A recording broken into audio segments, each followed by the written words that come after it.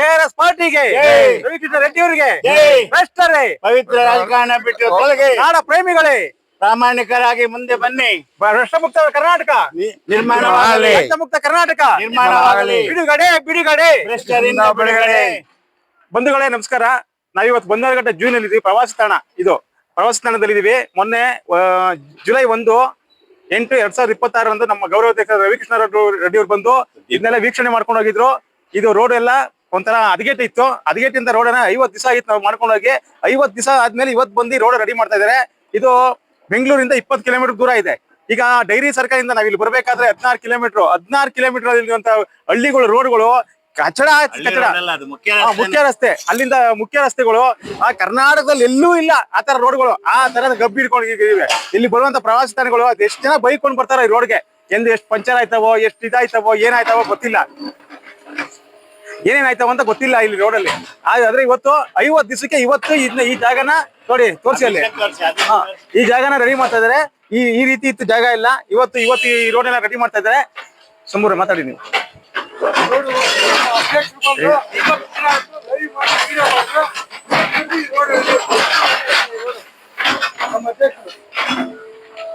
ಇದು ಸುಮಾರು ನೋಡಿ ಬಣ್ಣಾರಘಟ್ಟ ಡೈರಿ ಸರ್ಕಲಿಂದ 16 ಕಿಲೋಮೀಟರ್ ಕರೆಕ್ಟಾಗಿ ಬರಕ್ಕೆ.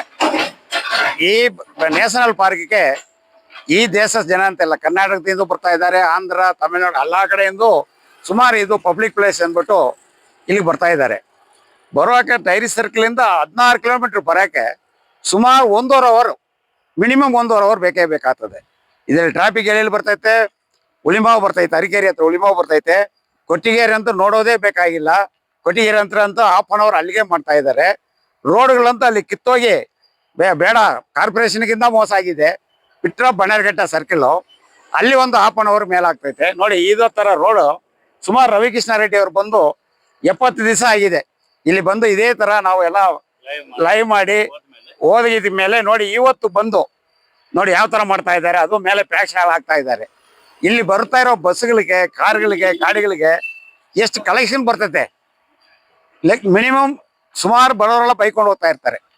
ಅಷ್ಟು 1.5 ಅವರ್ ಬರೋಕೆ 1.5 ಅವರ್ ಬಂದ್ರೆ ಇಲ್ಲಿ ಏನ್ ನೋಡೋದು ಅವರು ಪಾಪ. 3 ಗಂಟೆ 4 ಗಂಟೆಗೆ ಬಿಡ್ತಾರೆ. 4 ಗಂಟೆಗೆ ಅಲ್ಲಿಂದ ಬಿಟ್ಟು ಬರೋಕೆ 5 ಗಂಟೆಗೆ ಇಲ್ಲಿ ಪಾರ್ಕ್ ಕ್ಲೋಸು.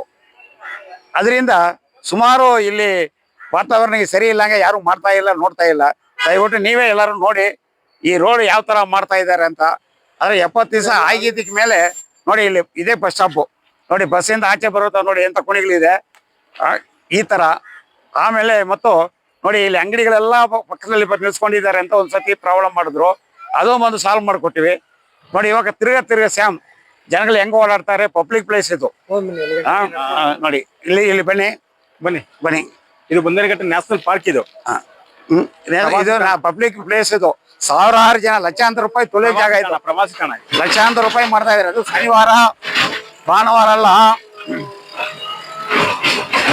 ನೋಡಿ. ಇಲ್ಲೆಲ್ಲ ನೋಡಿ ಯಾವ ತರ ಇದೆ ಅಂತ. ಹಾ ನೋಡಿ ಇದೆ ಬಂದರಘಟ್ಟ ಜೈವಿಕ ಉದ್ಯಾನವನ ಬೆಂಗಳೂರು. ಇದು ಶನಿವಾರ ಭಾನುವಾರ ಸುಮಾರು ಲಕ್ಷಾಂತರ ರೂಪಾಯಿ ಸಂಪಾದನೆ ಮಾಡೋ ಜಾಗ ಇದು.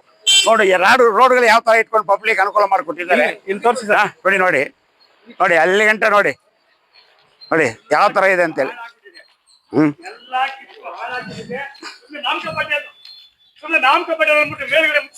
ಅಷ್ಟೇ ಕೆಲಸ ವರ್ಸಾಲಾಗಿ ಮಾಡ್ತಾ ಇಲ್ಲ. ಈ ಕೆಲಸ ವರ್ಸಾಲಾಗಿ ಗ್ಯಾರಂಟಿ ಕೆಲಸ ಮಾಡ್ಬೇಕು. ಕೆಲಸ ಅಲ್ಲ ಇದು. ಏನೋ ನಮ್ಮ ಅಧ್ಯಕ್ಷರು ಬಂದು ನೋಡ್ಕೊಂಡು ಹೋದ್ಮೇಲೆ ಏನೋ ಮಾಡ್ತಾವ್ರೆ. ಲೈವ್ ಪಟೇಲ್ ಎಲ್ಲ ಕಿತ್ತು ಹಾಳಾಗಿ ಹೋಗಿದೆ. ಇದನ್ನ ದಯವಿಟ್ಟು ನೀವೇ ಜನಗಳು ನೋಡ್ಬೇಕು. ಇದನ್ನ ಅದು ಇವತ್ತು ಮಂಗಳವಾರ ನೋಡಿ. ಮಂಗಳವಾರ ರಜಾ ಬಂದಿಲ್ಲ.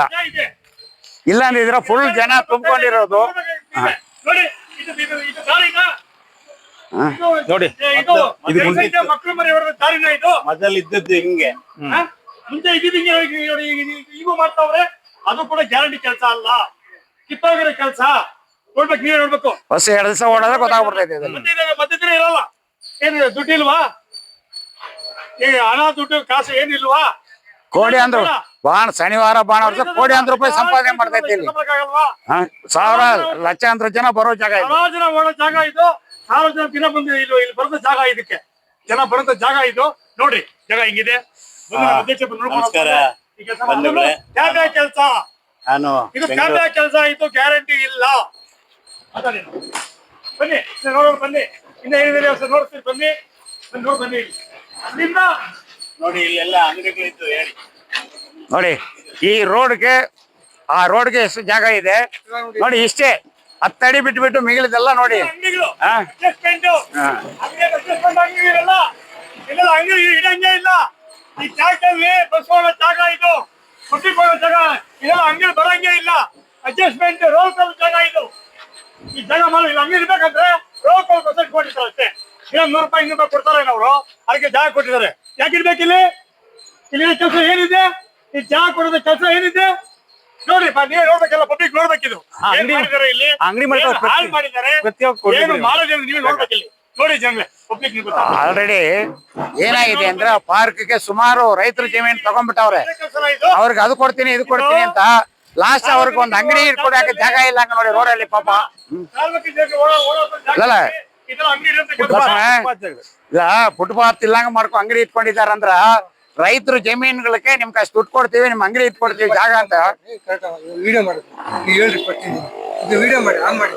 ರೈತರು ಹೇಳಿದ್ರಲ್ಲ, ಇಲ್ಲಿ ಗಾಡಿ ಹೋಗ್ಲಿ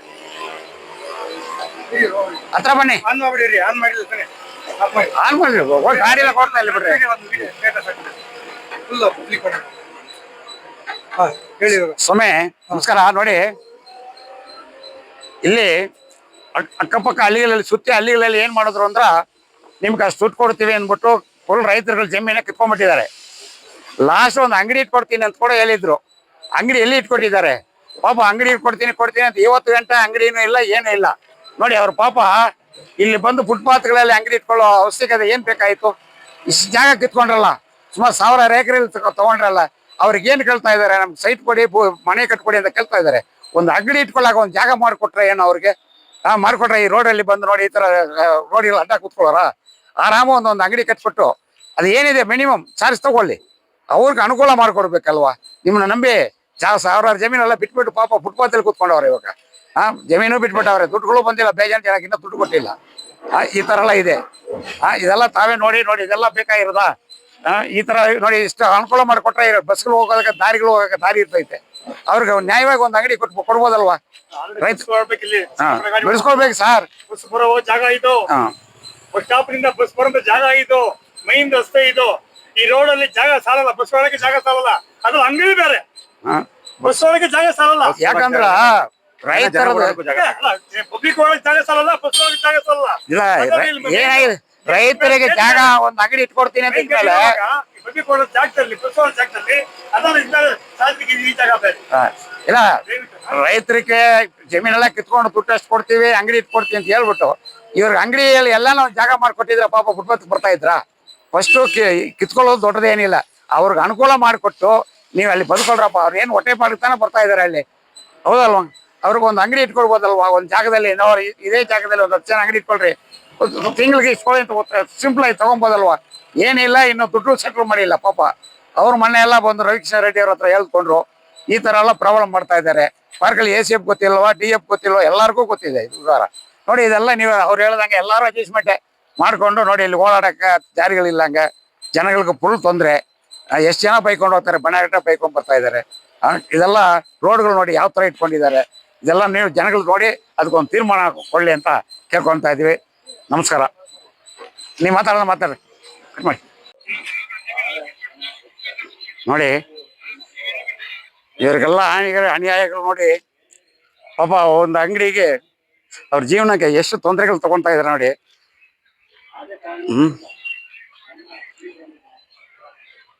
ಏತಿ ಅಂಗಡಿಗಳು ಒಂದ್ ಕಡೆ ಅವಸ್ಥೆ ಮಾಡಿಕೊಟ್ಟಿದ್ರೆ ಪಾಪ ಯಾಕೆ ಅವರು ಈ ತರ ತೊಂದರೆಗಳು ತಗೊಂತಾ ಇದಾರೆ ನೋಡಿ. ಮೇಲೆಗೆ ಸ್ವಲ್ಪ ಮೇಲೆ ಮಣ್ಣು ಹಾಕೊಂಡು ಹೋಗ್ತಾ ಇದ್ದಾರೆ. ಏನು ಅಮೌಂಟ್ ಗೌರ್ಮೆಂಟ್ ಅಲ್ಲಿ ಇಲ್ವಾ? ನಮ್ಮ ಸರ್ಕಾರ ಏನು ಈ ತರ ಇದಾಗಿದ್ಯಾ ನೋಡಿ.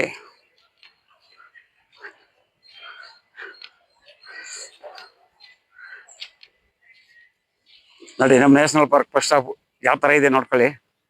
ಬಂದ್ರೆ ನೋಡಿ ಎಷ್ಟು ಗುಣಿಗಳು. ಇದೆಲ್ಲ ಮನೆ ನಾವು ಬಂದು ಲೈವ್ ಮಾಡಿದ ಮೇಲೆ 70 ದಿವಸ ಆಗಿದ್ಮೇಲೆ ನೋಡಿ ಅದು ಮಣ್ಣುಗಳಾಗ್ತಾ ಇದ್ದಾರೆ ನೋಡಿ. ಸುತ್ತಿ ಬಸ್ ಹೋಗೋದಕ್ಕೆ ದಾರಿ, ನಡ್ಕೊಂಡು ಹೋಗೋಕೆ ಎಲ್ಲಿ ದಾರಿ ಇದೆ ನೋಡಿ. ಇವ್ರಿಗೆಲ್ಲ ಯಾಕೆ ಒಂದು ಅಂಗಡಿ ಇಟ್ಕೊಂಡು ಒಳ್ಳೆ ಅಂಗಡಿಗಳು ಮಾಡ್ಕೊಡ್ಬೋದಾಯ್ತಲ್ವಾ? ಅವ್ರೇನು ಮನೆ ಕಟ್ಕೊಳ್ತಾ ಇದಾರೆ, ಜೀವನ ಮಾಡಕ್ಕೆ ಒಂದು ದಾರಿ ಮಾಡ್ಕೊಡೋದು ಏನಿದೆ ಅವ್ರಿಗೆ?